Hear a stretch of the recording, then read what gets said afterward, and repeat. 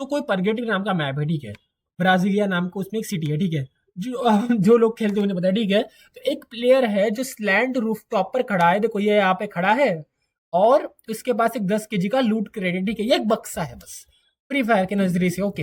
Roof top horizontal के साथ 37 degree का एंगल बनाता है, ये रहा 37, इसको मैंने जूम किया तो ये बना, ठीक है, 37 डिग्री का एंगल हॉरिजेंटल के साथ, ये है बक्सा, और यहाँ इस साइड में फ्रिक्शन लगेगा क्योंकि फ्रिक्शन प्रेजेंट है, ओके।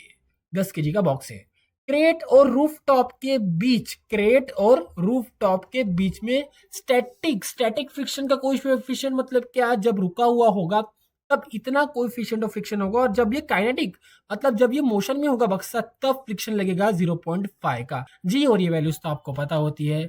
उन्होंने बोला है क्या क्रेट अपने आप स्लाइड करेगा, अगर इसको स्लाइड करना है तो इस साइड में करेगा, और अगर स्लाइड अपने आप करना है इसका मतलब क्या कि ये फोर्स ज्यादा होना चाहिए फ्रिक्शन से, ठीक है। तो हम जो कैलकुलेट करेंगे, अभी देखो तो सॉल्यूशन देखिए, पहला हमें देखना है कि ये स्लाइड कर रहा है नहीं कर रहा है, देखो 2 क्वेश्चन है यहाँ पे, तो ये पहला ये, तो mg sin थीटा, देखो mg sin 37 डिग्री की वैल्यू निकल के आती है 60 न्यूटन की, ठीक है, 10 इंटू 10 100 बाई 3 इंटू 5 60 हो गया, ठीक है।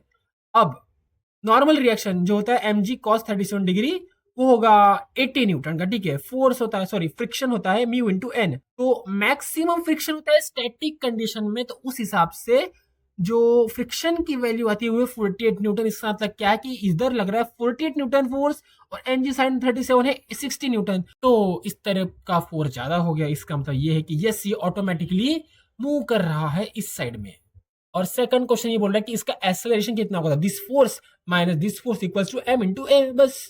लेकिन क्या फ्रिक्शन आप वही लोगे जो अभी आया 48? नो, अभी ये काइनेटिक में है, हमने यहाँ पे मैक्सिमम निकाला है जो निकल के आता है स्टैटिक कंडीशन में, लेकिन अभी है काइनेटिक कंडीशन, तो आप म्यू के लेना पड़ेगा, बस यही एक जाल था यहाँ पे। तो अभी म्यू के साथ खेलना पड़ेगा क्योंकि अभी है मोशन में। 60 माइनस, देखो अब मैं कैलकुलेशन नहीं करूंगा, ठीक है। तो फ्रिक्शन काइनेटिक होता है म्यू के, जो दिया हुआ 0.5 इंटू नॉर्मल रिएक्शन 80, अभी हो गया 40 न्यूटन का force friction, F net this force minus this force equals to m into A, 60 minus 40 equals to 20 हो गया, net force equals to m into A, m था, m को इस तरफ भी तो आपको पता होगा 10, यहां से एक्सेलरेशन निकल गया है 2 मीटर पर सेकंड का। क्वेश्चन खत्म।